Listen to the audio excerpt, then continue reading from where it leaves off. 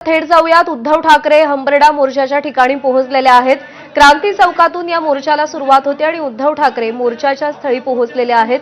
छत्रपती संभाजीनगरमध्ये सरकार विरुद्ध हंबरडा मोर्चा ठाकरेंच्या शिवसेनेकडून आयोजित करण्यात आलाय.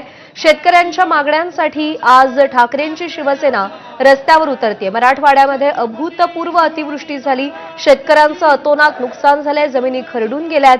हातीचा घास हिरावून घेतलेला आहे आणि त्यानंतर या शेतकऱ्यांना संपूर्ण कर्जमाफी मिळावी, हेक्टरी 50,000ची मदत मिळावी या मागणीसाठी ठाकरेंची शिवसेना रस्त्यावर उतरतीये. अतिवृष्टीग्रस्तांसाठी उद्धव ठाकरे हे हंबरडा मोर्चामध्ये सहभागी होत आहेत. क्रांती चौकातून या मोर्चाला सुरुवात होणार आहे. मोठ्या संख्येने लोक या मोर्चात सहभागी होण्यासाठी पोहोचल्याचं आपल्याला दिसतंय. उद्धव ठाकरे पोहोचलेले आहेत. त्यांच्यासोबत आदित्य ठाकरे देखील आहेत.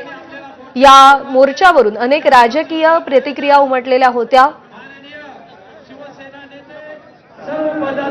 शिंदे फडणवीसांनी या मोर्चावरती टीका केलेली होती. जर उद्धव ठाकरेंनी आरसा पाहिला किंवा सरकारनं जाहीर केलेली मदत पाहिली तर ते अशा पद्धतीचा मोर्चा रद्द करतील अशी प्रतिक्रिया देण्यात आलेली होती.